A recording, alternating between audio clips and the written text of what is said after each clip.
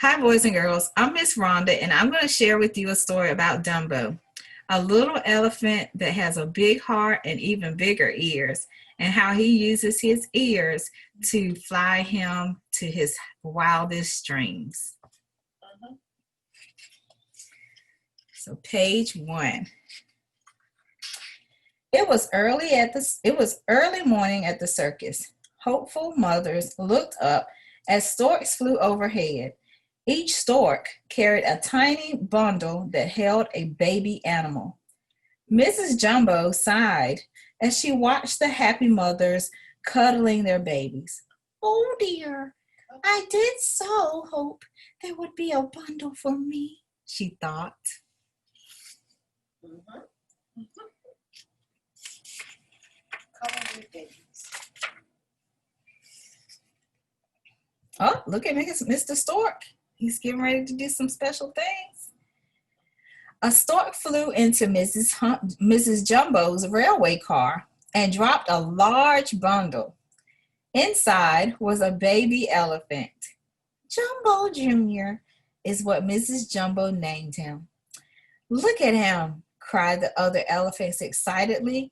Isn't he a darling? Look at cute little Jumbo. Wow. Well, cute little Dumbo, but he's Jumbo's son, Mrs. Jumbo's son. Okay. That night, the circus train stopped and all the animals climbed out. The circus men put up a huge tent. The next morning, the circus parade made its way through the town. The band played, the clowns and animals marched down the street as the people clapped and cheered. They're having a big old party. Clap and cheer. Crowds hurried to the circus tent that night. They were eager to see all the animals. Look at his ears, cried one of the noisy boys, pointing at Dumbo. They were the funniest things he'd ever seen. The boys laughed and teased Dumbo. Then one of them pulled the little elephant's ears. Oh no, that can't come out. That's not going to end too well.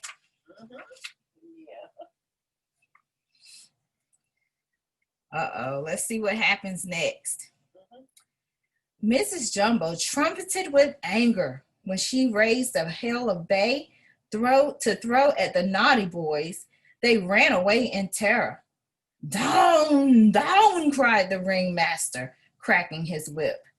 Dumbo's mother was taken away and locked in a small cage, far away from Dumbo. Oh, that's so sad. Look at Dumbo crying. Back in the tent, the other elephants gossiped about Dumbo's mother.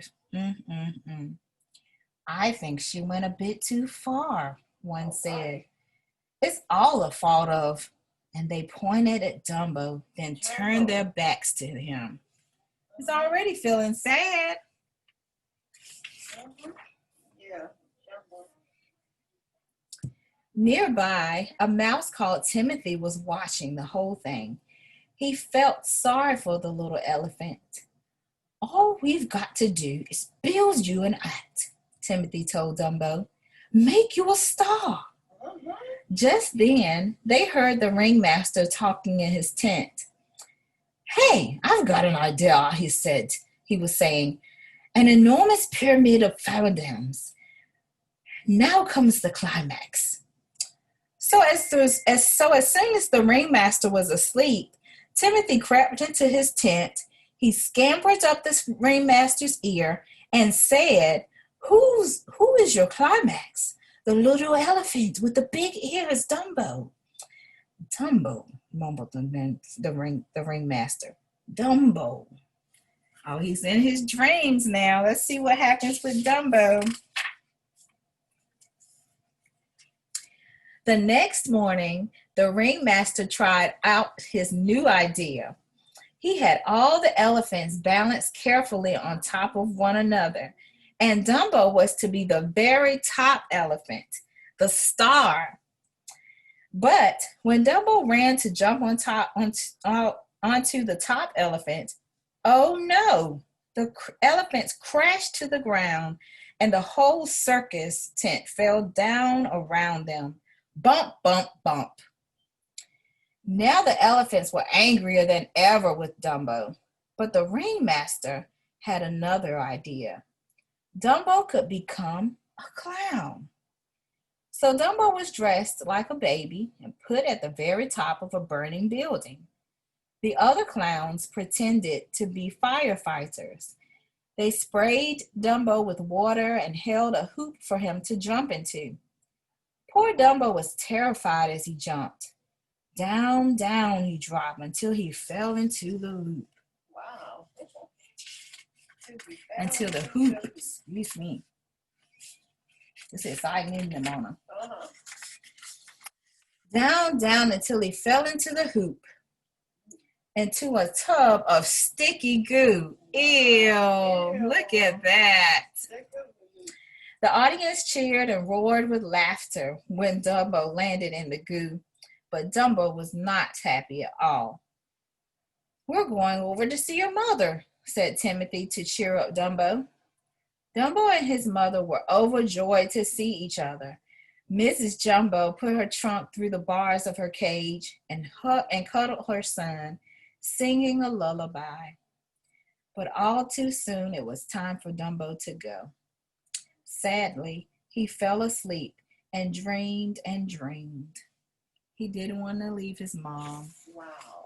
Didn't leave his mom. Yeah. And dream and dream. Yes. The next morning, Timothy tried to convince Dumbo that he could fly just like a bird. He said Dumbo's ears were so big, they were like wings.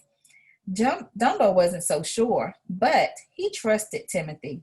He would try to fly. So in the next show, Dumbo was once again with the clowns. They wanted him to leap from the burning building.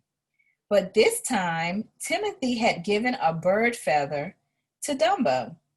Timothy said it was a magic feather that would help him fly. Hold it tight. Dumbo got ready to jump. Holding it tight, Dumbo got ready to jump.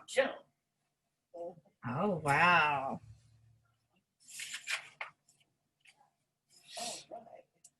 Let's see what happens next. With the wind whistling past as they sped toward the ground, Timothy quickly told Dumbo that the magic feather wasn't real. He didn't need it. All he had to do was believe in himself. Open those ears, Timothy cried. You can fly, you can. Dumbo took a deep breath and began to flap his ears as fast as he could. Suddenly, Dumbo was flying. He didn't need that feather after all. The ringmaster was amazed. He watched Dumbo swoop over the tub of goo and soar past the cheering crowds. Dumbo was a star. Look at him shining. Go, Dumbo.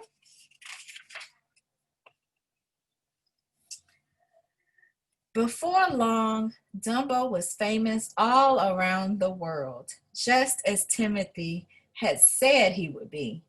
Crowds flocked to the circus to see Dumbo, the amazing flying elephant. The ringmaster released Dumbo's mother and gave her a special train car of her own. And Dumbo and his mother were very happy. And I'm very happy too. Hopefully you enjoyed this story, and thank you for sharing it with me.